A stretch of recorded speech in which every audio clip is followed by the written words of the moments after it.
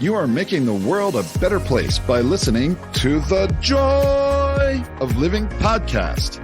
This is your guide to achieving a more purposeful, powerful, and positive life.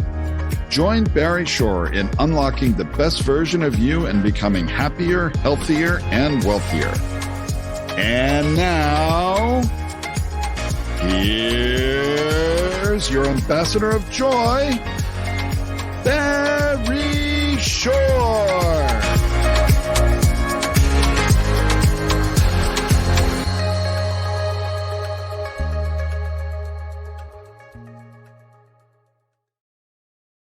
Good day, beautiful, bountiful, beloved, immortal beings, and good-looking people. Remember, you're good-looking because you're always looking for and finding the good. We have good in abundance, an amazing, wonderful, special, dear friend who's going to share with us visions of the now and the future. So buckle up, because this one is really something special. And you've tuned in, of course, to the Joy of Living with your humble host, Barry Shore. And you've done it for one reason and one reason only. And by the way, it's a great reason, because you care the most in the entire world about you.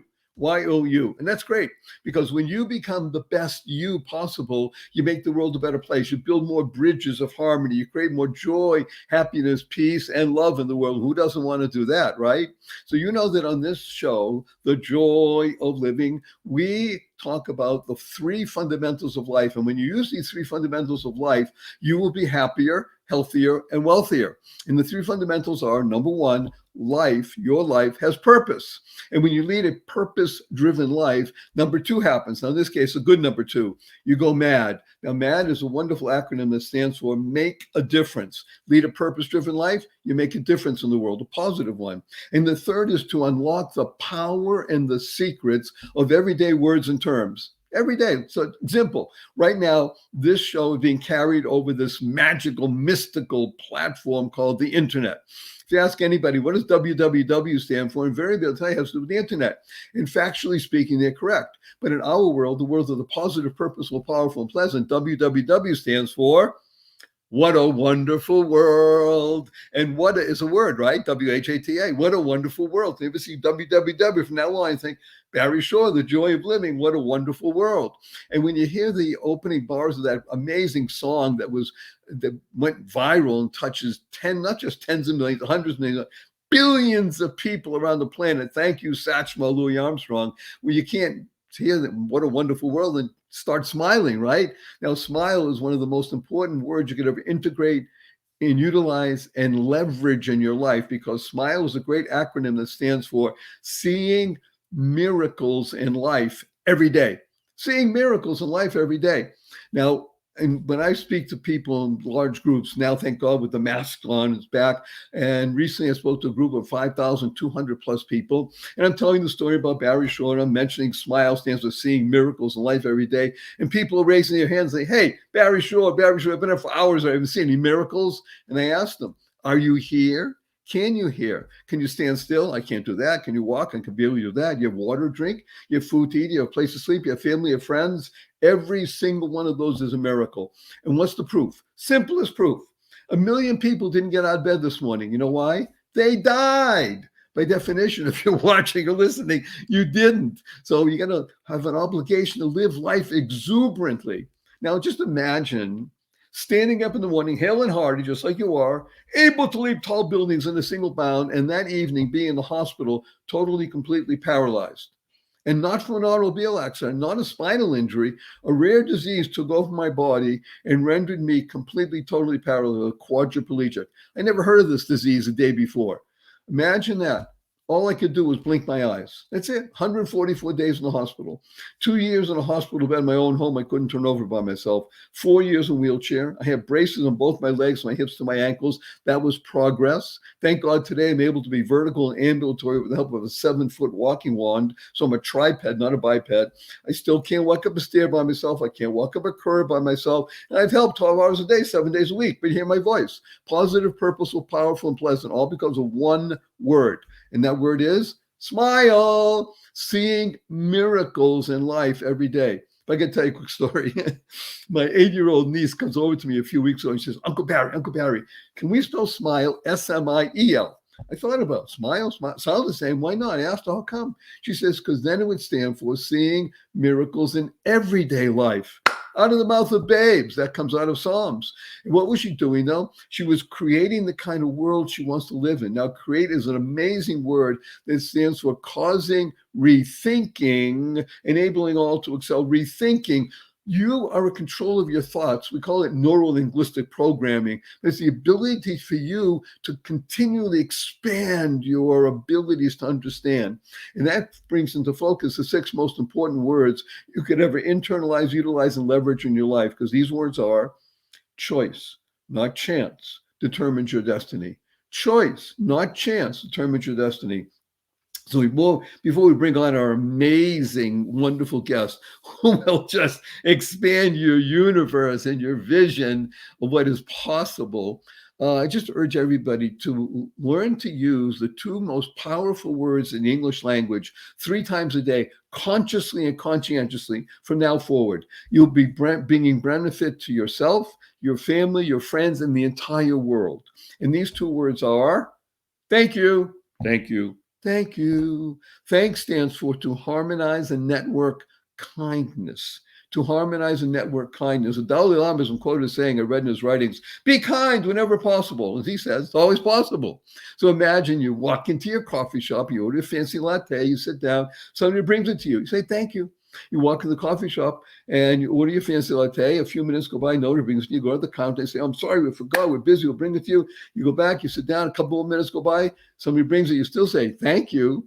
You're walking out of the coffee shop, it's raining out. Somebody holds the door open for you. You say, thank you. You're walking out of the coffee shop and it's raining and somebody slams the door on you. You say, thank you. You're in traffic, you're late for an appointment, somebody cut you off. You say, thank you. You get up in the middle of the night and you stub your toe and it hurts. You say, thank you. To harmonize and network kindness.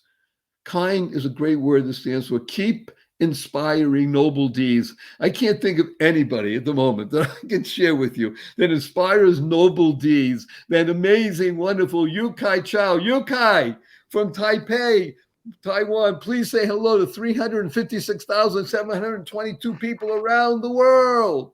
Hey everyone, it's a pleasure to be here on the joy of living. Yukai is one of the more remarkable human beings I've ever had the pleasure of interacting with and learning from, and he continues to amaze me. And as you see, we come from different generations. You see that beautiful, thick black hair and beard, and because he still has a 3 in his chronology.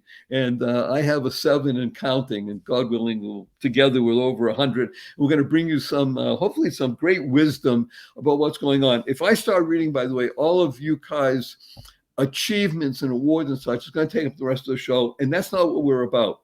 Because really what I want to urge everybody to understand is that at a young age, relatively speaking, at 17 or so, Yukai made a decision. And this is really where it gets important. Again, remember, decision. You choose what you want to do in life. He made a decision to look into the world called, he made the word even, gamification. Gamification. What do you mean gamification? Well, how do you make things like education, as an example, exciting, interesting, and provocative even, and alluring and attractive?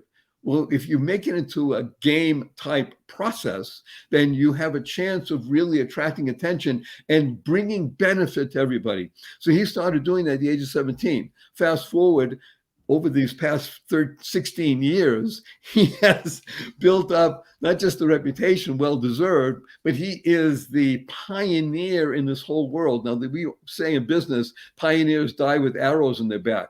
Not this guy. He's riding high. And we're talking today, and I'm so honored that he's making the time to do this.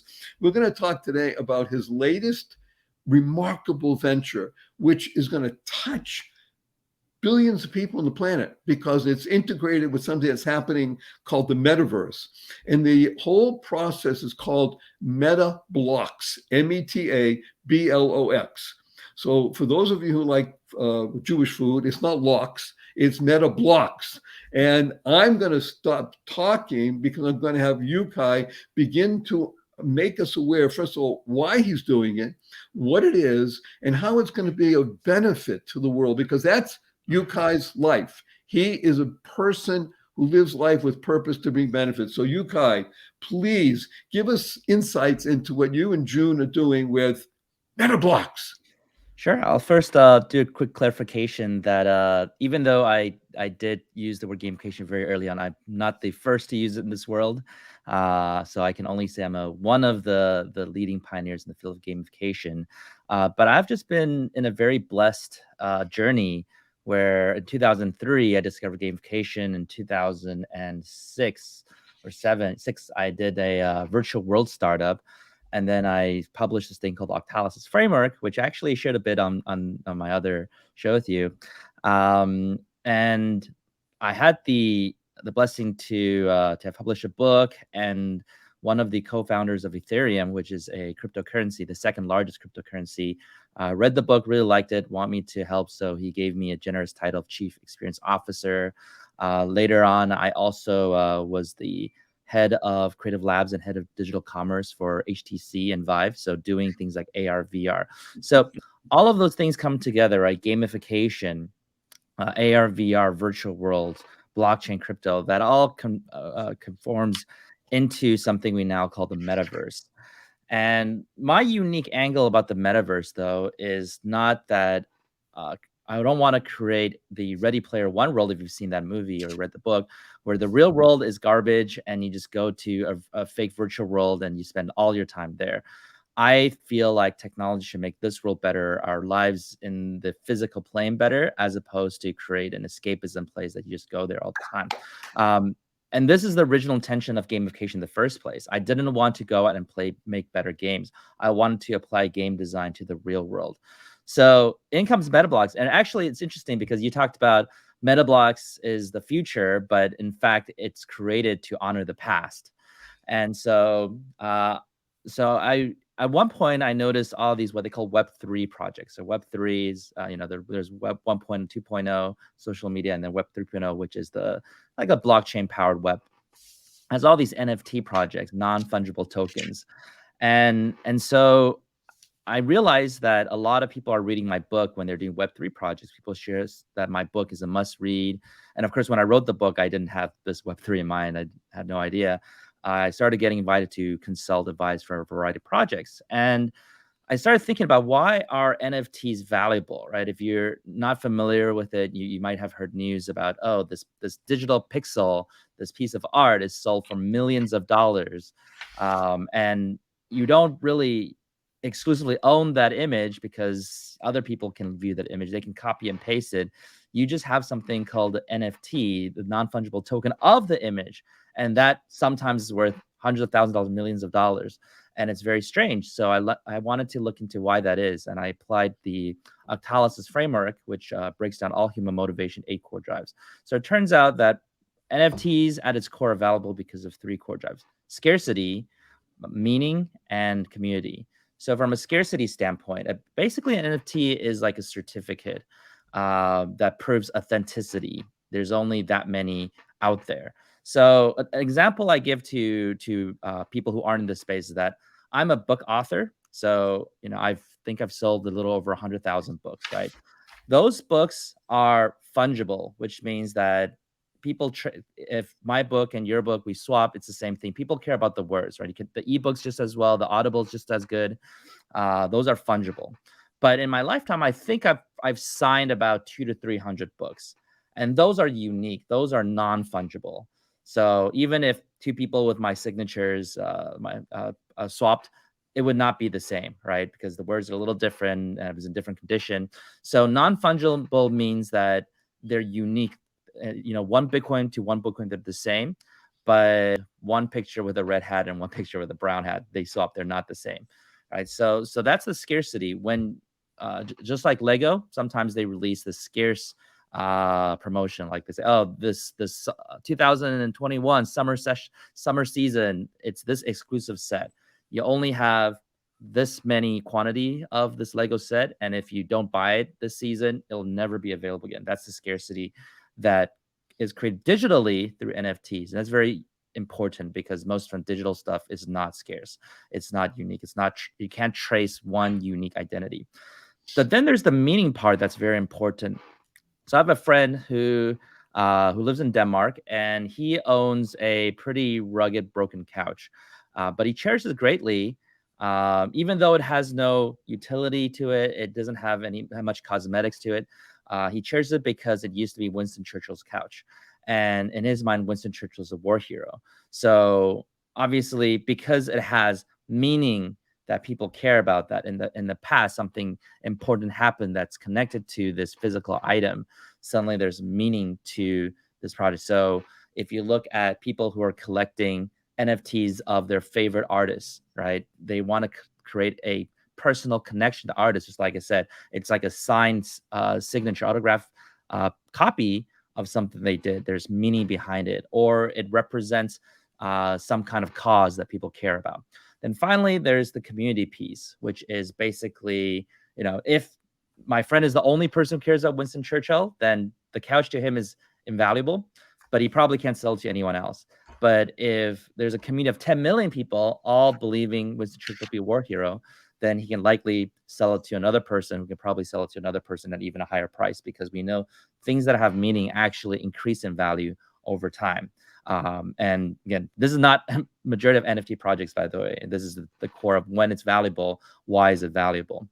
So let's unpack a few of the pieces here. So, because first of all, a big thank you. It's coming directly from a person who is in this world and understands that it's a bridge. As you said so wonderfully, the idea of metaverse is not to escape, it's to enrich. I'll use that term. I mean, that's the whole point of it, I believe. If I'm wrong, you'll let me know. But when you're talking about NFT, and you use these three terms, scarcity, meaning, and community, I think immediately of something like coin collecting, because it applies, but those are physical items that are fungible.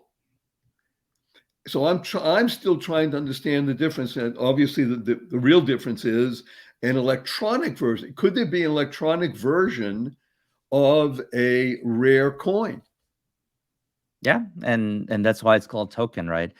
I think nowadays ownership in the real world and digital world are kind of blended together. For instance, like when you deposit $1 at the bank, and a year later you withdraw your $1, they're not storing that $1 bill you gave them and then keeping it and giving it back to you, right? They just take it, they enter a number on a computer, that computer's remembered in a database, and then one day when you need the dollar, it says, hey, according to the computer, it says you have $1, so I'll give you another physical bill, and here it is, right? So our ownership, a majority of people's ownership is actually just a digital item on a computer, right? Has a lot of security, it's checked, it can't be corrupted so easily, but it's still digital, right? There's a lot of relationships that are digital these days. People meet online. There's people. If you look at even Fortnite and League of Legends, some of the most popular games in the world, they make money from skins. So people pay money and they have a digital copy of, when they call skins, like a cooler horse or a cooler hat or sunglasses in the game, so their characters can look more interesting. And so that is, again, a digital asset that people care about. So I think as more and more of lives are moving to digital world, we care more and more about digital ownership. But the problem, again, is that most digital owners don't have that scarcity. Either it can just be copy and pasted infinitely, or it's controlled by one single company, so they can shut down the service anytime they want, which you feel like you don't have true ownership, right? You're just kind of lending it. You pay them and they show it to you when you log into their website. So yeah, that's the thing about digital ownership. So let's talk about, you mentioned book. So let's take your book and let's use a real world example also of Gary Vaynerchuk, who I believe issued a book and had an NFT in each book for a certain amount of money, which he made a lot of money, but people who bought them for several reasons, I presume. One is because he said, this is it. There's scarcity, there's meaning. I like the author, and the community, like you said, well, now there's call it a number. I don't remember if it was 10,000, 20,000, whatever the number of cars. That's it. This is the maximum there's going to be of this particular item. But if I'm not mistaken, it's still it was a physical book. So does that, is a physical book or physical item, is that bridging the two worlds? In other words, if he had issued it as an ebook, would it have the same value, same scarcity? In other words, could people copy it? Is there a way to limit things in the digital world as opposed to physical? It's harder to print more books with Gary's signature and such in it. Yeah, so this is exactly what NFTs are about, which is creating a unique certified version of it on the internet, and it's verified by a lot of what they call decentralized computers to say, yes, this copy of this book is, item 033, right? This is the 33rd copy of his book on the internet, certified. No one else has number 33. And so that becomes more valuable, especially if that version has a story, has a history. You can even track who has owned it in the past, and so that just follows that unique NFT. So if I were to ask wonderful Yukai Chow, may I buy from you an autographed copy directly to my name and such from you? And now I could own that. It's scarce. It has meaning to me. There's a community of people who love Yukai Chow and like his books. Could I now issue that, or is that become an NFT? Not yet. So there's a variety of technology hoops you have to jump through to create the NFT. It has to be on one of what they call the layer one. And again, by the way, I know you asked about meta blocks. I'm not explaining that yet because I figured we're going to get there. I probably should explain the foundation of what these things are. Yeah, this is important. Yeah, so layer one, if you heard of Ethereum, and also there's Solana. So those are blockchain platforms that you build the NFT on. And then the NFT, you can define it to be a variety of different things and characteristics of it. And so I technically, if I got engineering staff to do it, I could create a copy of my book that has, again, your name on it and issue that one version to you, and that'll be unique. And no one else has that version. And if you give it to someone else, it will still say, this is for Barry, and there's all this track record, and it'll say how long have you held it for, how many hands that has passed through, if someone bought it from you, how much they paid. So that's what we call a public ledger on the blockchain. So we do that in the in the world now, again, of physical objects and at auctions. It's called provenance. So if you buy an 18th century, 1777 Chippendale cabinet, well, you can actually trace back who was built for, when it was built, and how many people have gone through. Again, still in the physical world, but could that now become an NFT? That same. You could take that physical object and issue a digital NFT that represents it. So there's some crazy news about some expensive handbag company. The NFT of that handbag is more expensive than the handbag itself. I was just going to ask you about, because that goes to everything. Scarcity, meaning community. There are people, mostly women, who collect certain bags, and there's only a few issued, and they pay tens of thousands for the physical bag, and yet you're right. Right now, the NFT is worth more. Yeah, and to understand that, imagine the future is the Ready Player One future, where people spend all their time in the virtual world and almost no time in the physical world, at least out there. Now, if you had the physical expensive bag, it's not going to be that useful. None of your friends will see it because most people get it for the status, right? And if you're always in the digital world and then you hold this digital bag that proves somehow you shelled out hundreds of thousands of dollars for this, people say like, wow, like, how do you have that bag? That's amazing. And of course, it's certified. They know it's not a fake. They can immediately check the address of that NFT. That's when it gets more expensive. And another analogy I give a lot is, if you look at a $40,000 car and a $140,000 car, they do about the same thing, right? They get you from point A to point B. However, some people pay an extra $100,000 because one, they care about the community they're with, and two, they want that community to think highly of them. So In other words, you're talking about the human being, right? Ego. I mean, in the positive, whatever it is.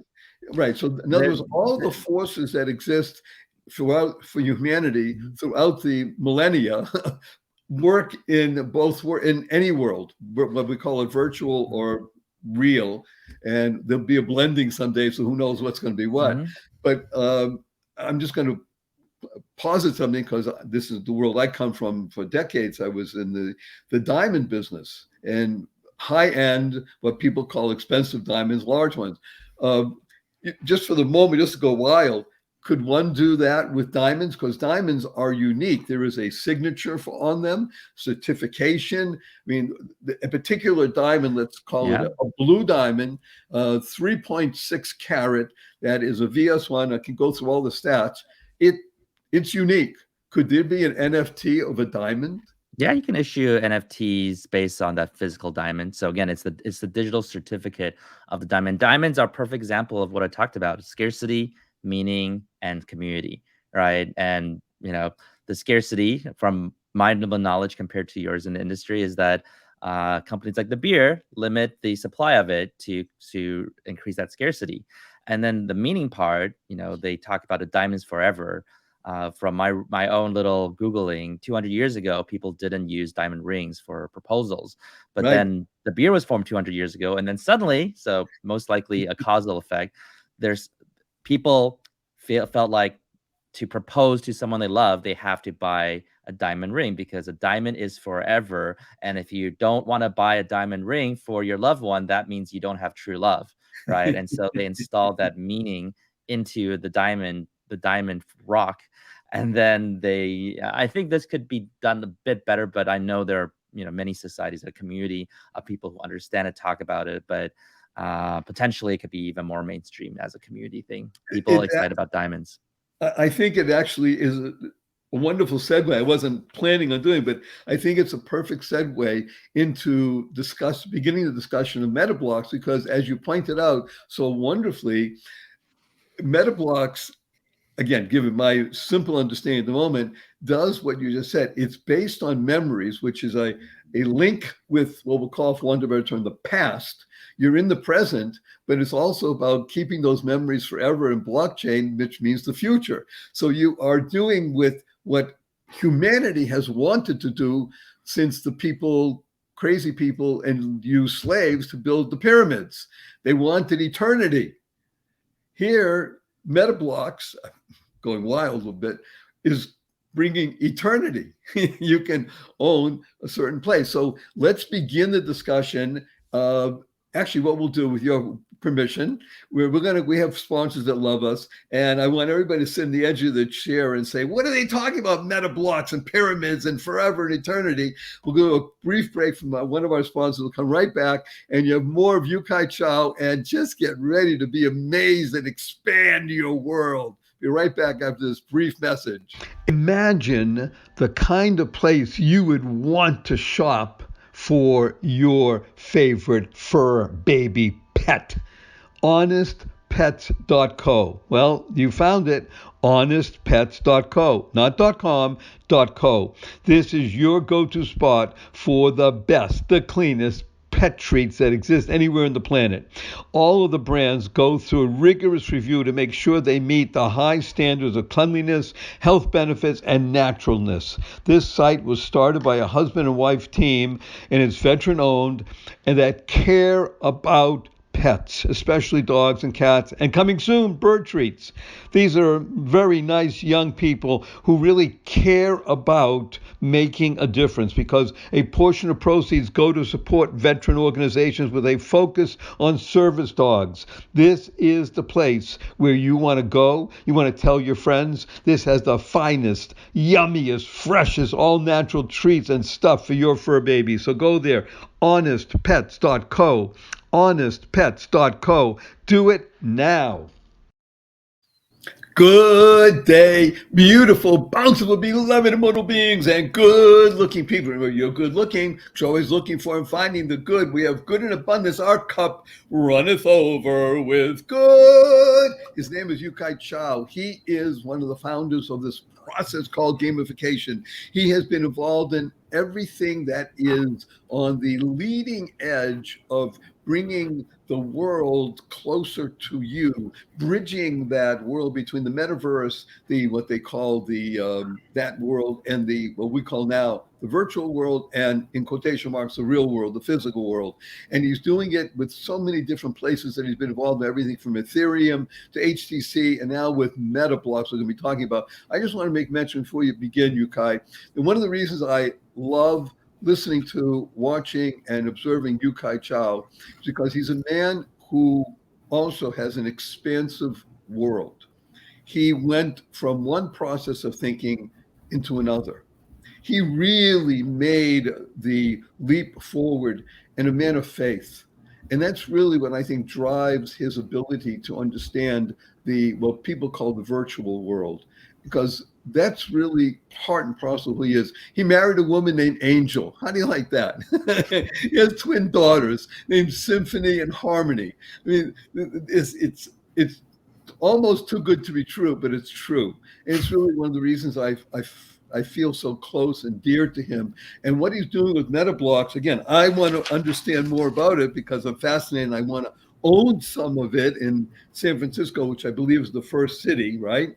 And you're going to explain to people, even me, what it is, why it is, how we do something, and can I please have the intersection of Haight-Ashbury? So we'll talk about all those things. Great. So if we go back to that framework we laid out, a nice framework sets the conversation. We always refer back to it: scarcity, meaning, and community. So when we think about scarcity, the issue with some NFT projects, you do have to trust the development team not to arbitrarily just create more and more and more of these NFTs, right? Because they say, oh, this batch is so amazing, let's just create another 100,000, another 100,000, right? It's like the US government where they can print out more cash if they wanted to. So we were thinking about, okay, well, in the real world, what is truly scarce? And we were thinking about, okay, well, gold and real estate. But gold is still fungible, right? My gold, your gold, we trade the same thing. But real estate, my home and your home, very different, right? Even if it's this exact same dimension, exact same size, and it might not be in the same neighborhood. Even if it is, mine has my memory with my children. You have your memory with the first time you did something that was meaningful to you. If by trading our homes, it wouldn't be the same thing. So we thought, okay, well, can we turn every location in the real world into an NFT?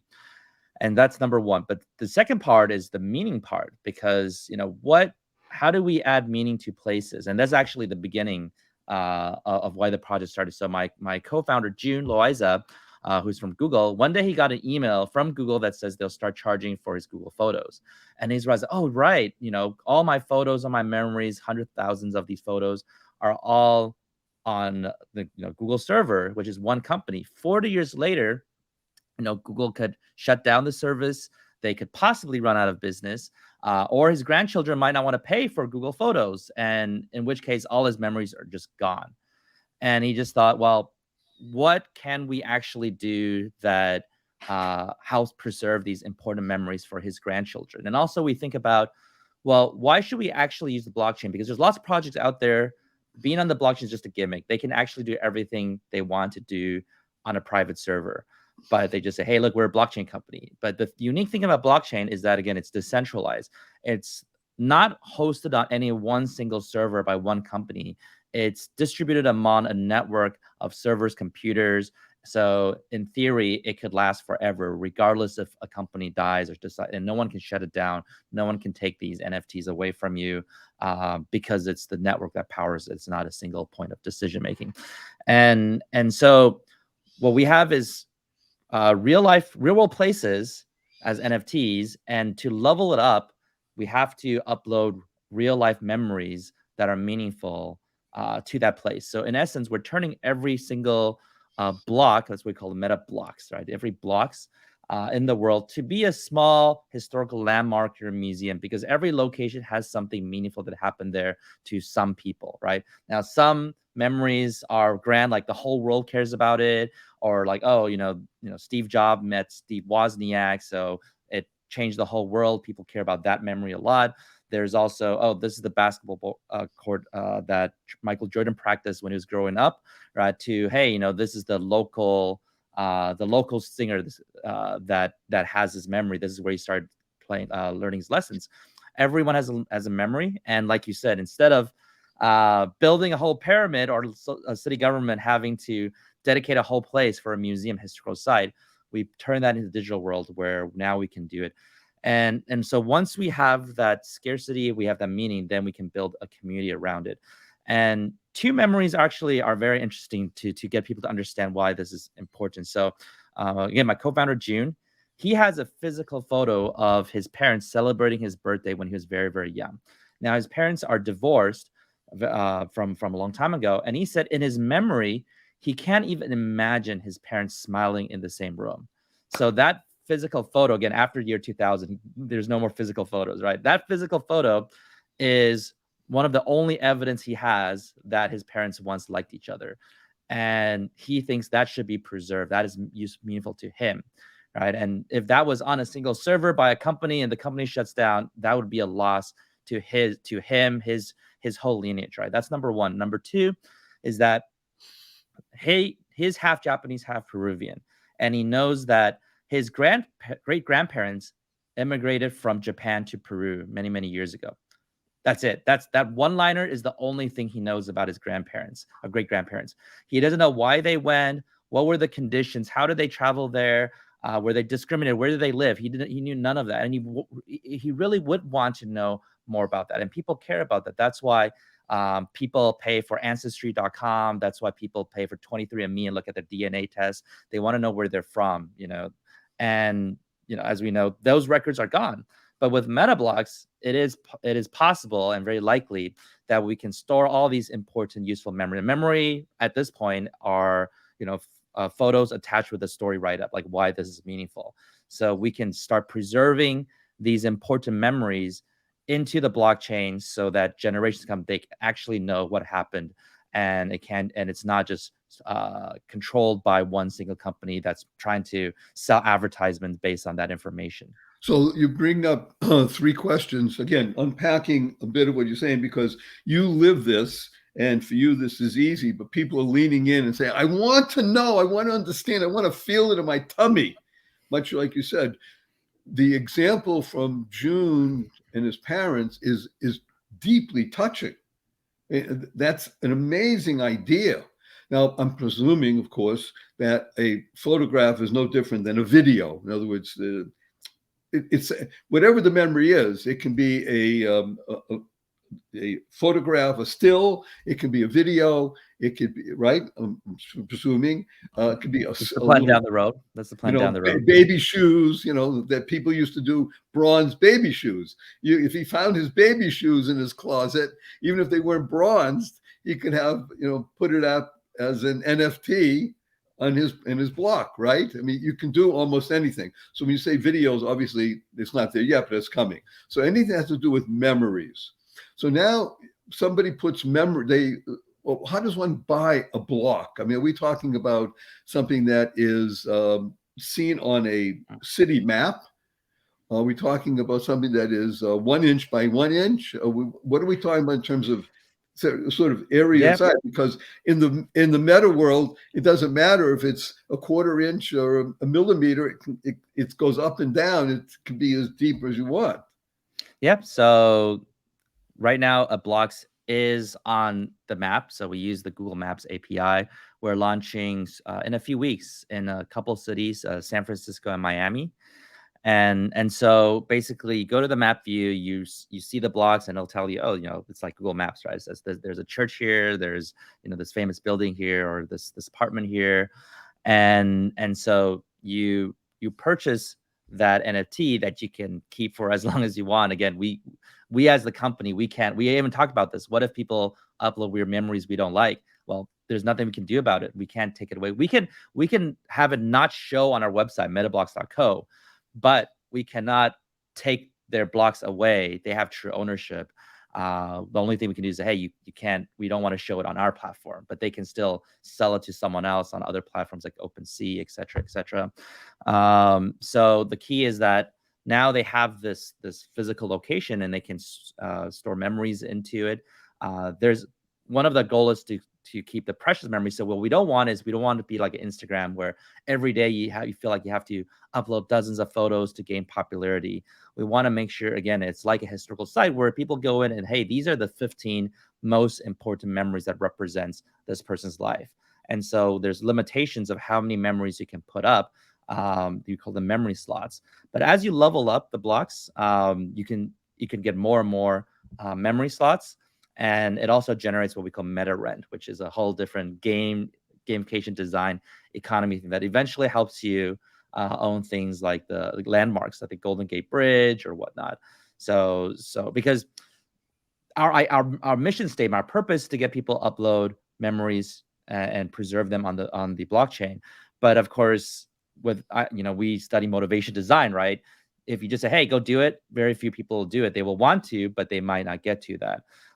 So we create a game design to say, hey, by playing this game, you increase the value of your property.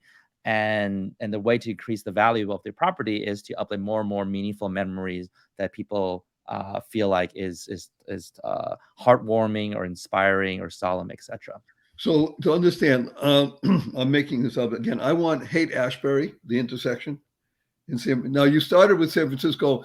I'm presuming not because you come from there, because you don't, and not because June comes from there, but he sort of lives there now, maybe because he was with Google. So I'm presuming that's one of the reasons you started with San Francisco, and it's sort of close to Silicon Valley, and Miami because it's Miami.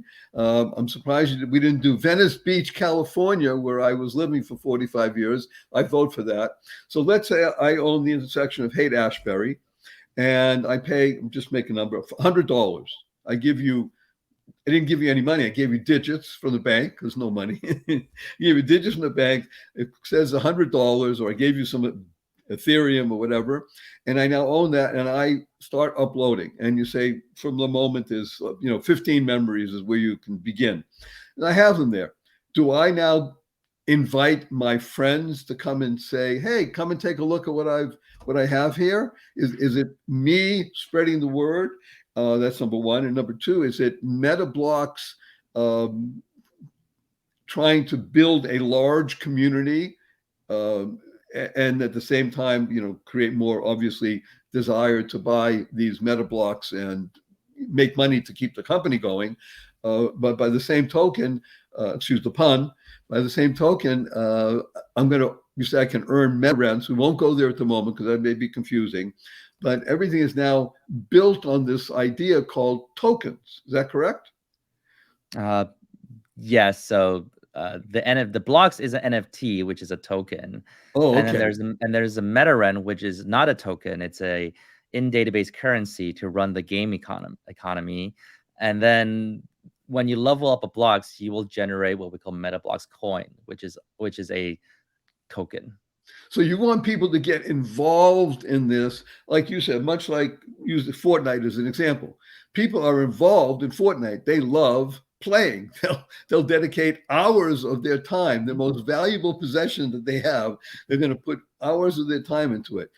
MetaBlocks wants to be not just a storage place of memories, because that's the past. You also want it to be something that people want to be participating in.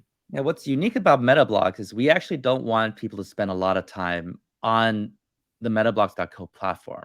We want people to go out in the real world and create new memories so they can upload new memories. So if you own a blocks, it doesn't just take your own memories. Everyone else who has memories at your location, they can submit their memories, and you're the curator, right? You are the one who decides which are the ones are the best, again, inspiring, heartwarming, solemn, or enjoyable memories that should represent this location, right? And so for people to enjoy MetaBlocks, what they should do is they should go to a variety of cities, right?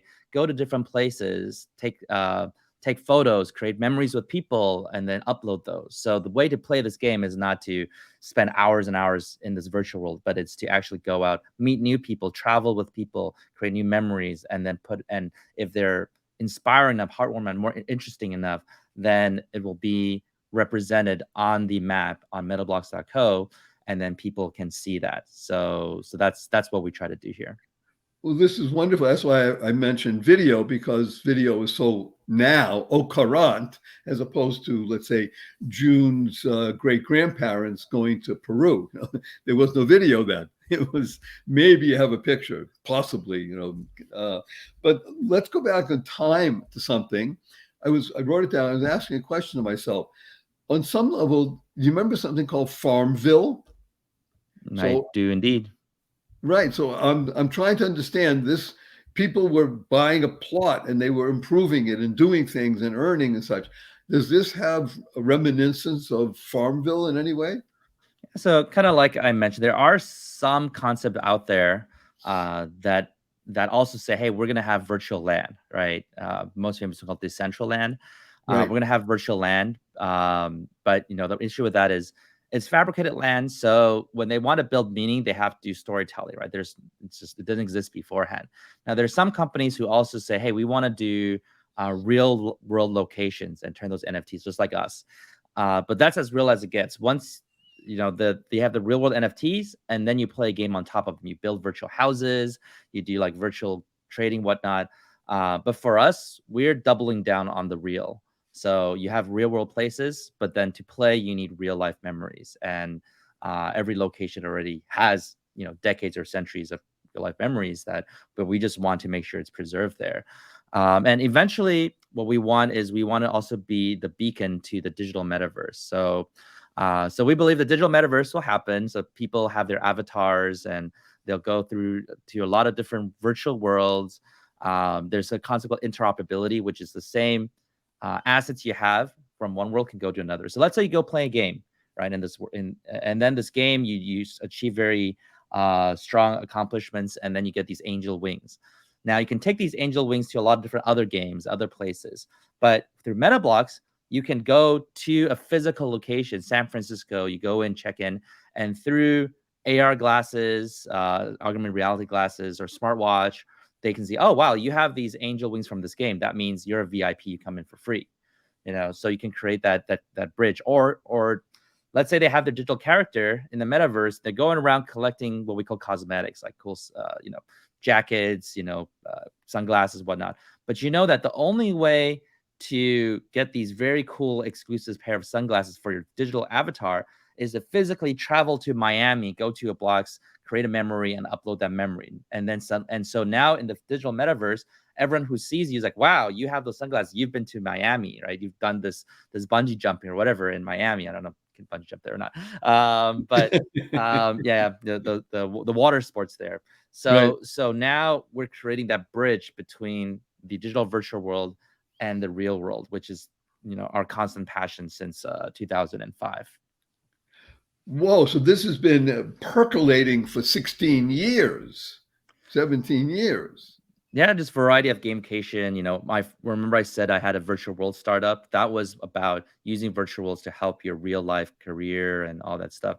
Another thing is you talked about people seeing these memories. So obviously all these memories will be on the platform. And so in the future, when AR, because I did a lot of AR work, VR, AR stuff in HTC Vive, is that people can visit a new city with AR glasses and they can say, hey, I want to see the most inspiring memories in the city, or I want to see the most heartwarming memories in this neighborhood.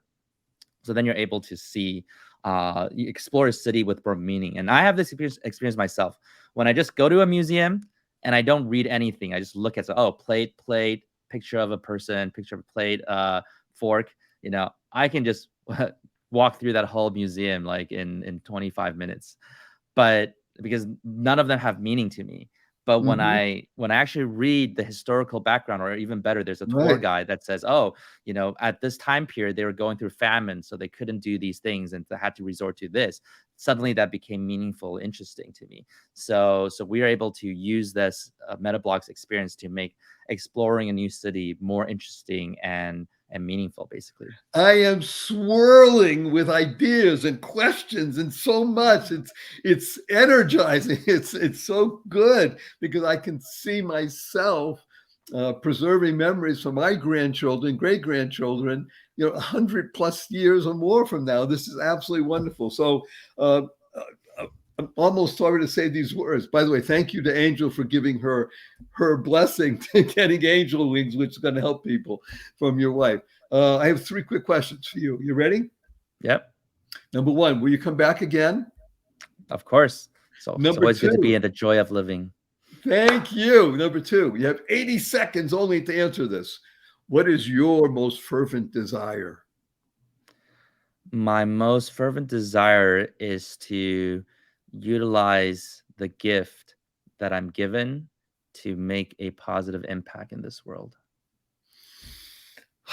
And the 3rd, I'm going to give you a hug. I'm asking your permission to give you a hug in front of now 362,800 people around the world. Are you ready?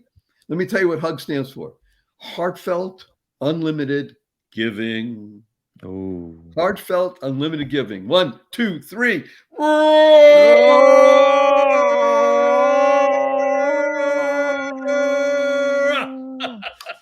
You're redefining the whole English language. Living with our amazing, wonderful Yukai child. Thank you so much, everybody. www. What a wonderful world. Smile, seeing miracles in life every day. Use the 3 fundamentals. Life has purpose, like Yukai. Make a difference, like Yukai, and uncover and unlock the power and the secrets of everyday words and terms, like smile, seeing miracles in life every day, or like my niece says, seeing miracles in everyday life. And use the 2 most powerful words in the English language 3 times a day. Thank you. Thank you. Thank you. Make it a great one. Thank you. Wonderful Yukai. Best wishes to the family. Bye. Bye-bye. Thank you for listening to this episode of the Joy of Living podcast. Now that's another step towards your healthier, happier, and wealthier life. Never hesitate to do good in the world, no matter what the situation. Join us for another upbeat discussion next time at barryshore.com. And be sure to leave a rating and subscribe to the show to get more conversations like this. And remember to share it with your family and friends too. See you on the next episode.